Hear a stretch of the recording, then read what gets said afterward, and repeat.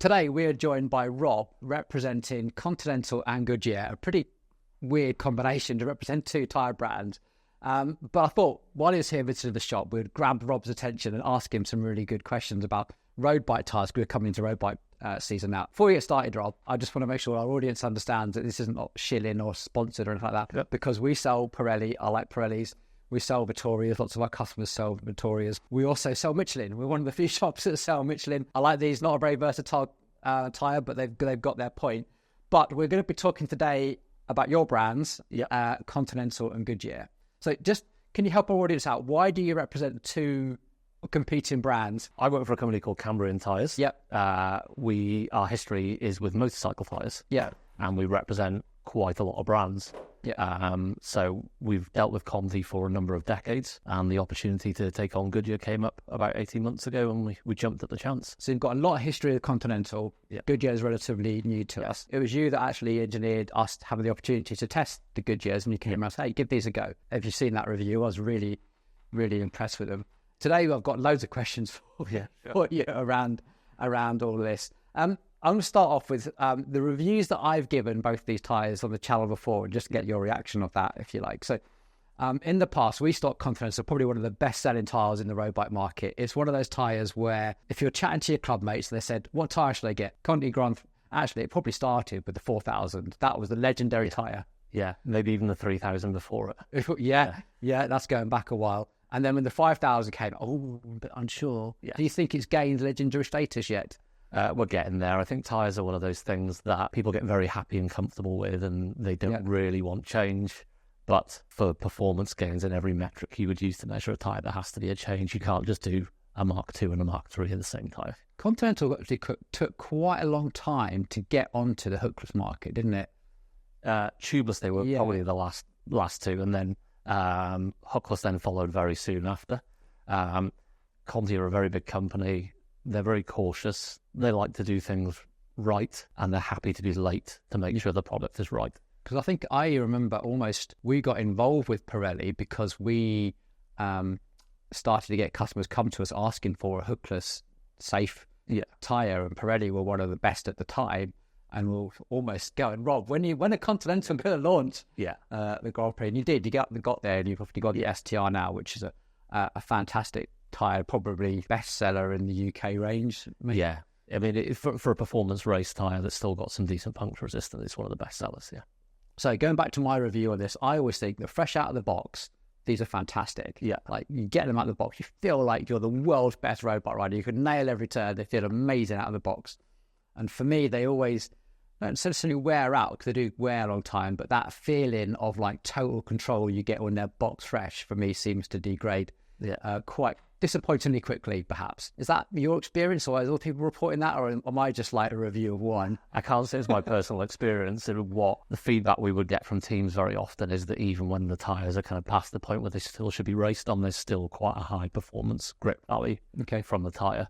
But I think there's so many things that can influence the performance of a tyre, and it's very personal to the individual user, whether it be a positive outcome or a negative outcome. Yeah. So do you think the road surface could have anything to do with that? We have quite abrasive roads in Cumbria. It can make a huge difference, and obviously probably over the transition between you starting to use some of our older product, there's been a huge shift in what bikes will take in terms of sizes. There's been kind of a generational shift in what the materials that can be used to make a tyre out of. So there's been a lot of changes in a very short space of time. Yeah, that is true. Actually, we've gone from in tyre width very quickly from 26, 28, 30s. 30s are now easily our best-selling size. Again, does that reflect what you're seeing? I think for a tubeless customer, the 30 is probably the optimum all-round size before you start getting into specialty areas. We'll probably see this season coming in, there'll be a lot more acceptance from that size. But I'd say for inner tubes, generally speaking, that customer's still on rim brakes.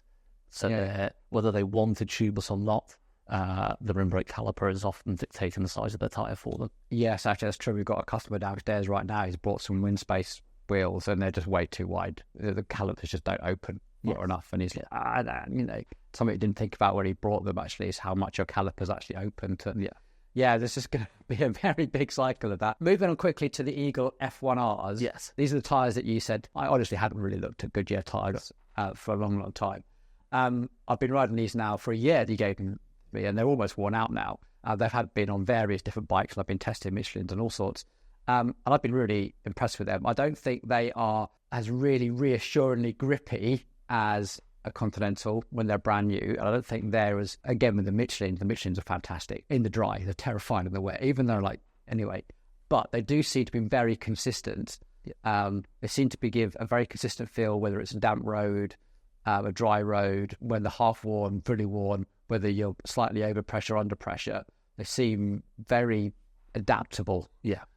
Is that, again, what's your take on it? I mean, they're the exact ones that I've been using on one of my bikes as well, and having only ridden Conti road tyres for a very long time. It's obviously a bit of a shock to the system when you've got to try another tyre brand out. Everyone in the office has just been blown away by the performance of the tyre. Yeah, and obviously, about 15 quid cheaper now, aren't they, than the Continentals? So how's that skewed how you're approaching selling them? Because this is obviously one of your flagship products, and this is like another flagship product, but it's £15 cheaper. I think you kind of divide the tyre customers into two categories. Don't know whether you see it in the shop, whereas generally speaking, roadies tend to veer towards Conti and Vittoria, and they will come in and say, I'm either a Corsa Pro fan or I'm a GP5000 fan, and it's very difficult to sway them between two brands. There is also a group of customers who have a ceiling they're willing to pay in price, and obviously to get this kind of insane level of performance, it comes with a cost. But you can be very close behind for like £15 less. And obviously, like anything, be it weight, the more you're trying to achieve, the more it costs to do very little incremental changes. Because you're at the sharp end of the technology. I mean, they are getting very expensive now, aren't they? Yeah. £80 for a road bike tyre. The one argument I would always offer back for that is, pre-COVID, anyone who was maybe racing on this product as an amateur, they almost certainly would have been on tubulars. The equivalent tubular is now £150. So, as horrible as it sounds, relatively speaking, they are cheap to what a lot of people would have ridden 5 years ago. I think we're all collectively aghast at how much they cost compared to our car tyres. Yes. What would be your response to that? You don't drive to the shops on a Formula One tyre. The GB5000 STR is what the World Tour riders use. Yeah.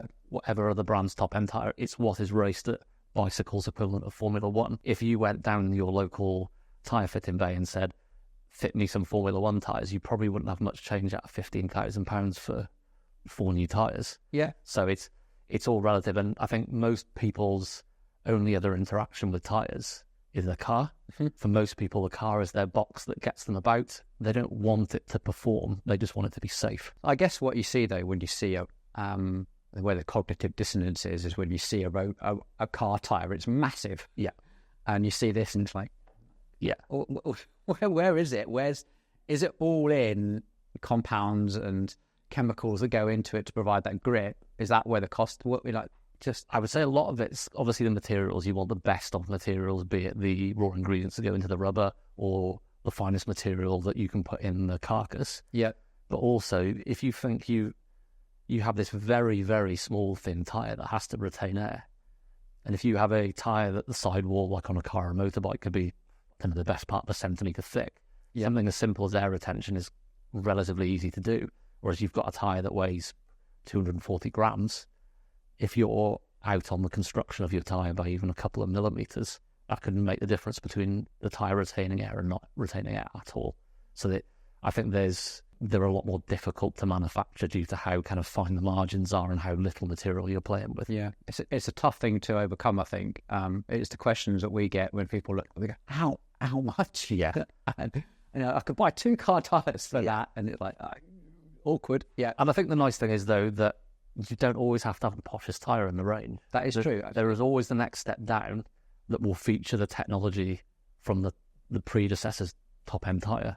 So what could appear to some people as a kind of average training tyre within a certain tyre brand's range, you're actually getting what was probably a race tyre 5 or 6 years ago. So you're getting really good technology there. And after you make a really good point, because in our particular circumstances, we're a fairly, I wouldn't say elite, but specialist bike shop, I suppose. We really don't sell anything in your lower ranges like the steel bead. It's just the customers that come to us are normally interested in a higher performance product. But where are your sales? I guess they're not here. They're in more of the mid-range. The gator skin probably. It must be.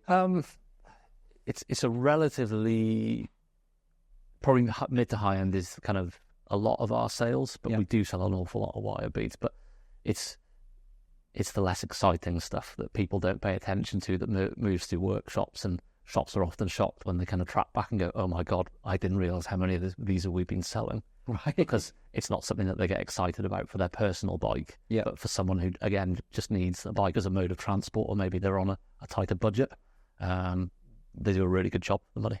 Yeah, okay. Yeah, that's fair enough.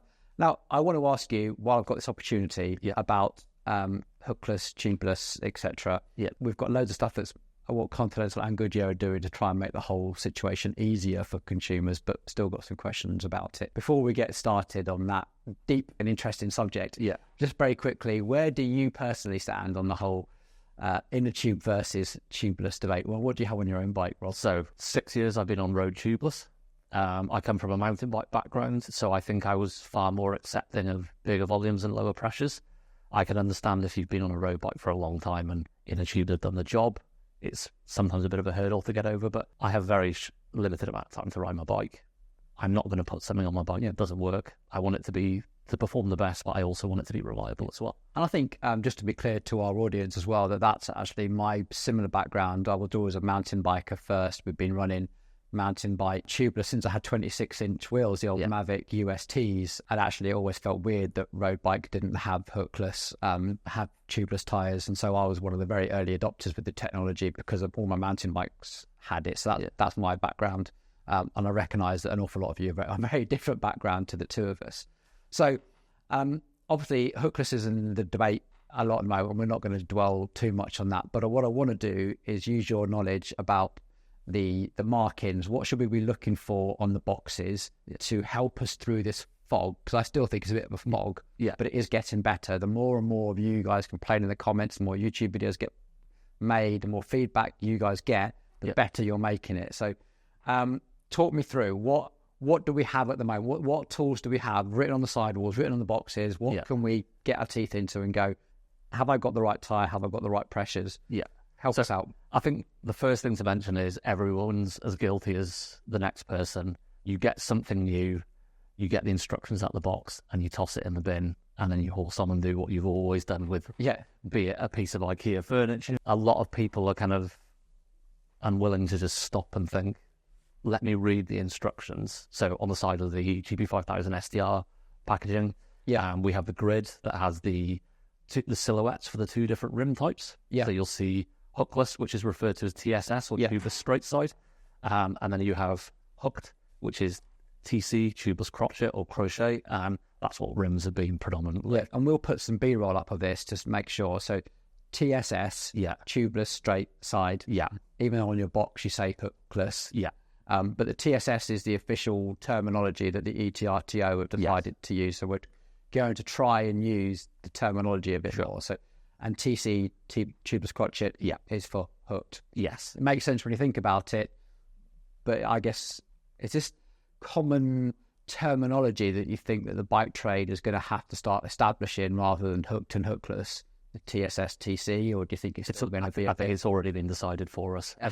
Everyone either has rims or hookless. Right. So hookless has established itself as the new kind of catch-all name for anything that is a tubeless straight side rim. So I think it's here to stay, those names, regardless of what ETRTO is saying. Okay.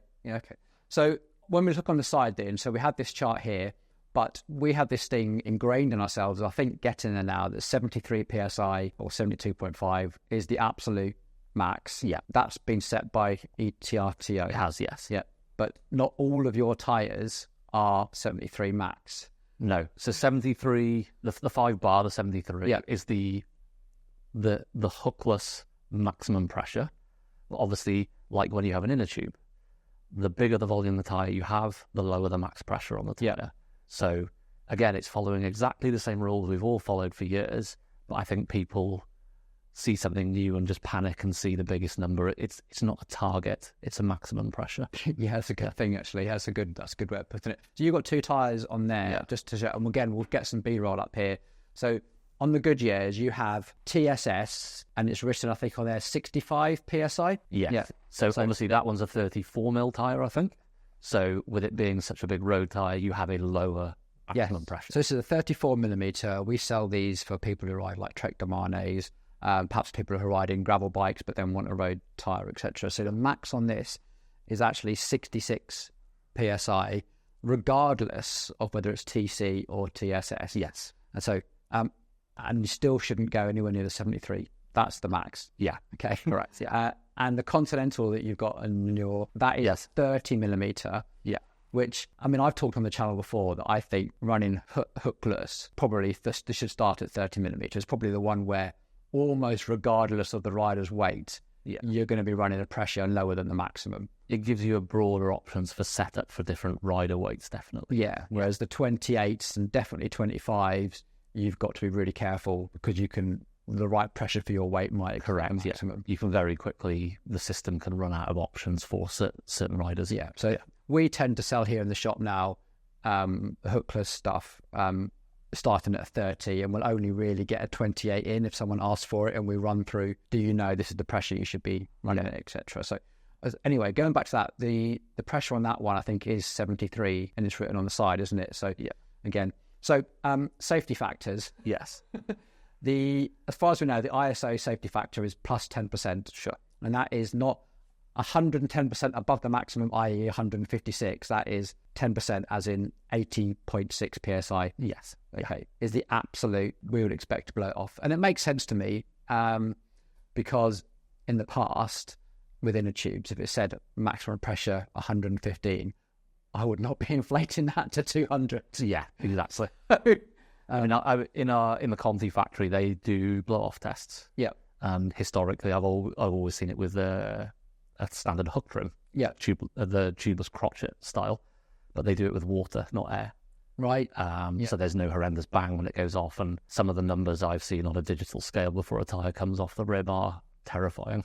Oh, right. It would sound like an atomic bomb going off if there was air in it. Jesus, yeah. So it's good to know that the testing is there, but the safety factors are set individually by the manufacturers, but the actual ISO one is only 10%. So you might say in certain rim combinations, but I guess you're putting some of that safety factor in the hands of the rim manufacturer then. Yeah, like all wheel brands and all tyre brands following the ISO, the ETRTO rules, there is a window that you're allowed to manufacture within, tolerance-wise. Conti and Goodyear, with them being both automotive firms, they will always err on the side of caution because you want the product to be safe as well as to perform well on the bike. So I know the ISO max plus 10%, again, is just for these two brands, is not that's what we'll do. It's, we see that and we have to go further to guarantee our product is very safe. Yeah. I don't have the exact numbers on me now. I wouldn't expect. I know that wasn't what they, as the two brands aimed for. They went much further than that. Yeah. I think getting this information now, so the Continental website looks to be getting very, very good with recommending pressures and stuff. You haven't got your own tyre pressure calculator yet, I don't think. No. But it's all written on the side of the boxes and on the website. Yeah. Same with the Goodyear, I think, on the website. And the same with Michelin, actually. They've all got very good websites with recommended pressures. And I just want to throw out one little discrepancy that we sort of joked about. Yeah. I read the instructions, as you guys know from this channel. Rob says most of these people throw these instructions away.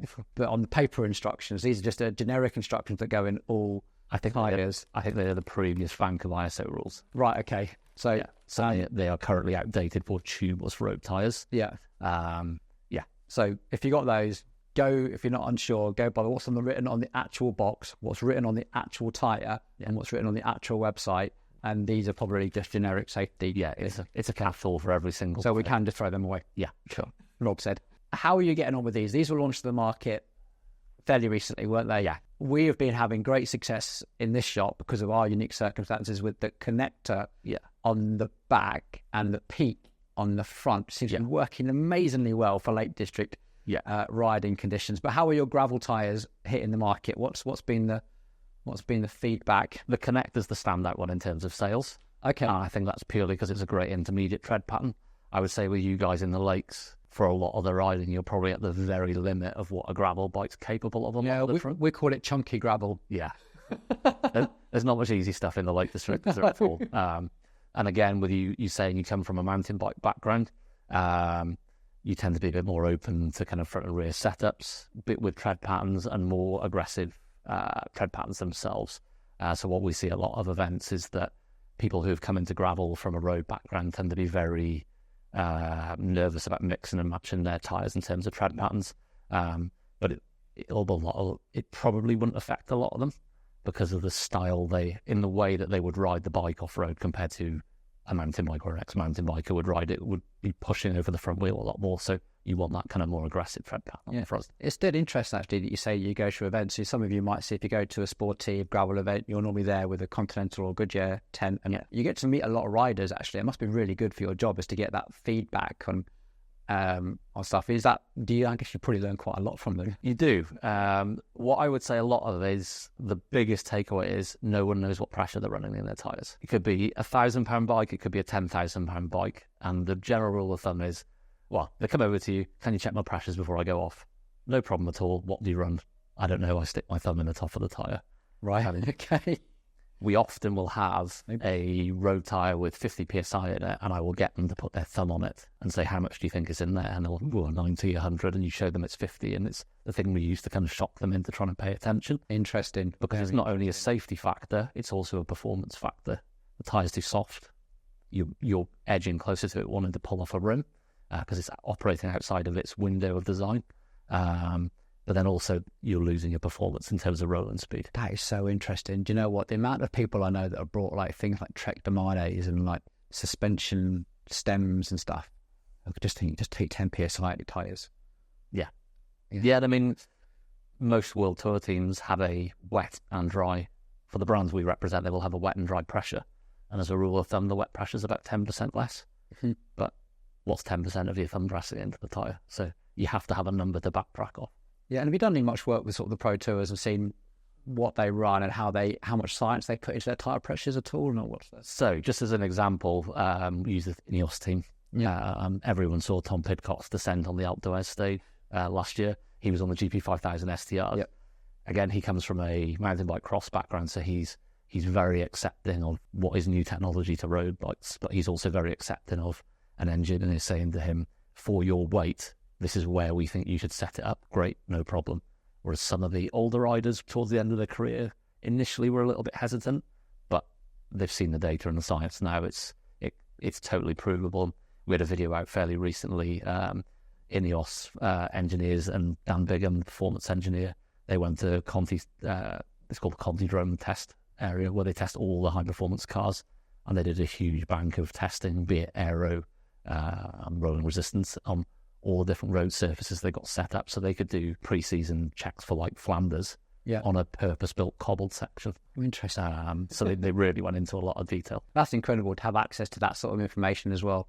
And I can imagine that, the Pro Tour athletes are much more open. Like, show me the data. Okay, I'll try it. Yeah, the younger ones, definitely, it's all about numbers now. Mm-hmm. Any competitive advantage they can find, they want it. There's nothing about our 20, the guy who used to race in Belgium in the 80s, who's now our mechanic, says this is the best. It's what does the lab tell us is the best? We'll go with it. Interesting shift in mindset there. I think absolutely. Yeah, I think there's going to be a lot of talk about shift in mindsets, a big shift in mindsets, rightly or wrongly. It's who knows? So on the bombshell, is Hookless here to stay? As far as we know, yes. It's very much been driven by wheel brands, and I think there's some irons to wrinkle out with understanding with the customers, but generally we see the feedback from people is that you see all these horror stories about a tyre came off in a race, but you look at a lot of the comments and the majority of the people say, I've been running a reputable tyre brand with a reputable wheel brand, and it's been absolutely flawless when you set it up correctly.